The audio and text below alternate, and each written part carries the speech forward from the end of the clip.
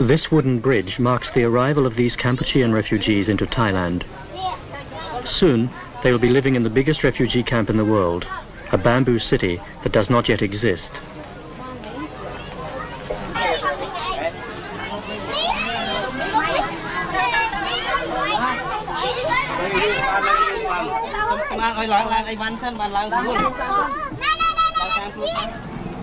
Less than an hour away by bus, Khao-I-Dang camp offers a temporary refuge from the continuing conflict along the Kampuchean border.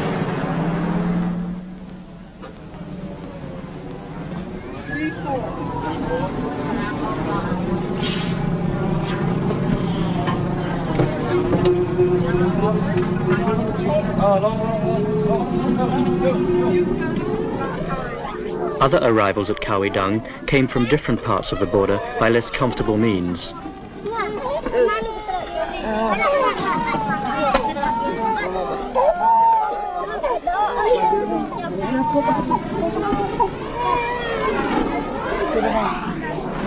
On arrival, every man, woman and child was given a brief medical inspection by a team of doctors and nurses from the International Red Cross. The more serious cases were taken directly to the recently assembled hospital wards for specialist treatment, but for most of the refugees, it was merely a puzzling introduction to their new home.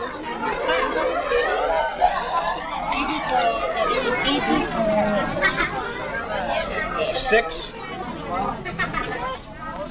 They had to walk nearly 2 kilometers to the hastily prepared site where they will build their new dwellings.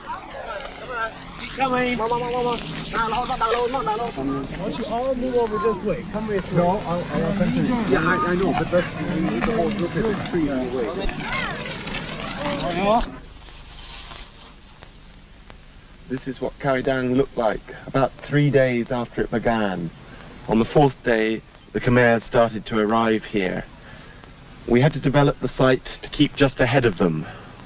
We'd come here and been shown a piece of pretty desolate hillside and told that it would be necessary to move up to 200,000 people here. Initially we expected arrivals might be up to 10, 15,000 a day. In fact, they were never more than 7 or 8,000. To meet that, though, it meant we had to develop the camp section by section to try and keep just a day or so ahead of the arrivals. In consequence, we put in the basic infrastructure, the roads, the water tanks and the toilets. And by day 4, when the first refugees arrived, we had prepared the first section.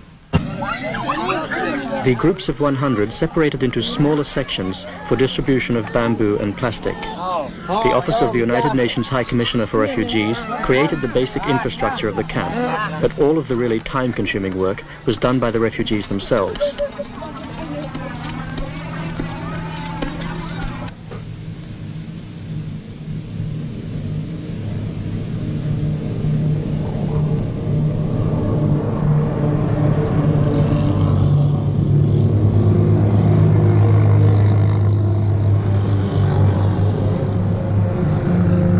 Convoys of food and construction materials from miles away became commonplace along Thailand's eastern border. Hundreds of tons, sometimes thousands, were shifted along a road system that was designed for a fraction of that amount. Items such as thatch and bamboo were readily available within Thailand, and other essential supplies were provided through international support. One fortunate development was that Thailand is one of the world's leading rice exporters, so all of the grain provided at Khao-I-Dang could be purchased by the United Nations within the country.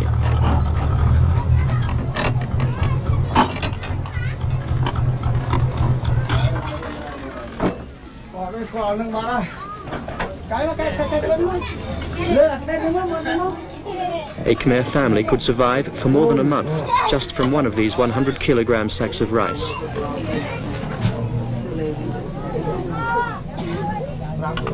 The refugees received all of their essential rations and cooking utensils from the UNHCR: rice, dried fish, cooking oil, and some fresh meat and vegetables.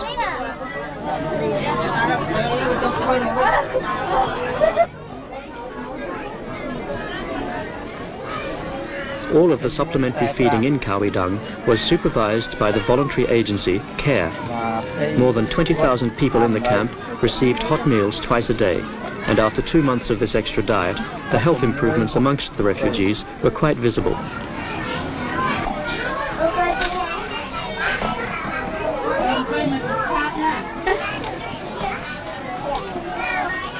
A group who worried us before the move began were the unaccompanied minors. We'd got alarming reports of how many there were at the 2 major border concentrations.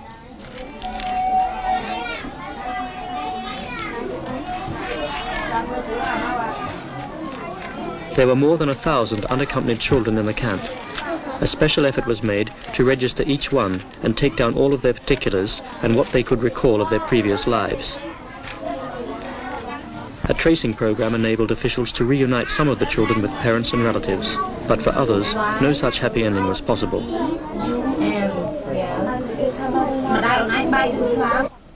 Thousands of adults, too, have been lost or separated from Kampuchean relatives abroad, who still hold out hope of one day resuming contacts with their loved ones. Such is their anxiety that rewards are frequently offered for any information about lost family members.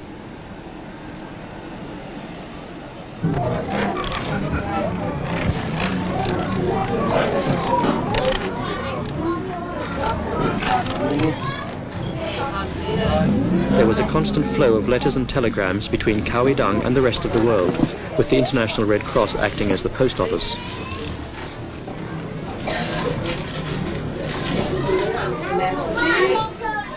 One of the first problems a camp like this faces is the medical needs. A lot of sick people arrived at the start of the life of this camp. We were far enough into the Kampuchean crisis at that point that a lot of doctors had come from Europe and from America, and there was also a big contingent of people from the Thai Red Cross.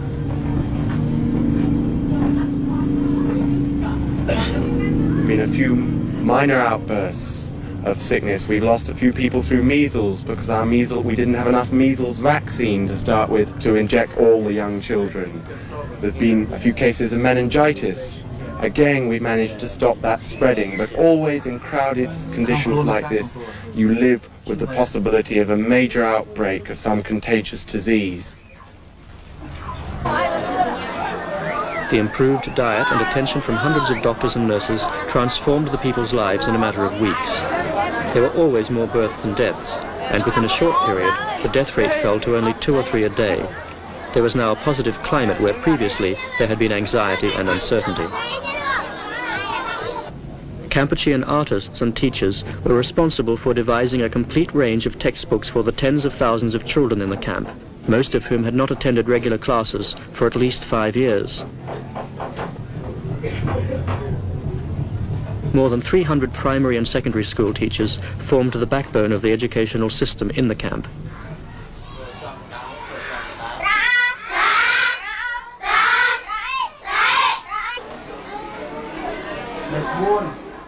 Classes started just after dawn and continued throughout the day in 2-hour shifts in order to reach the greatest number of children.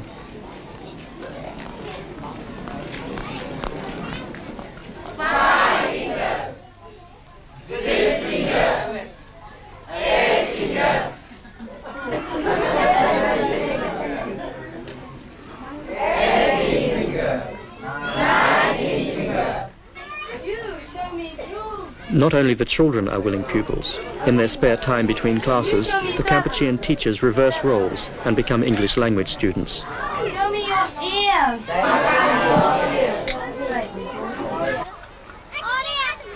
Khao-I-Dang's basic needs of food and water, health and education were all met due to the willingness of both officials and the Kampucheans themselves to work together.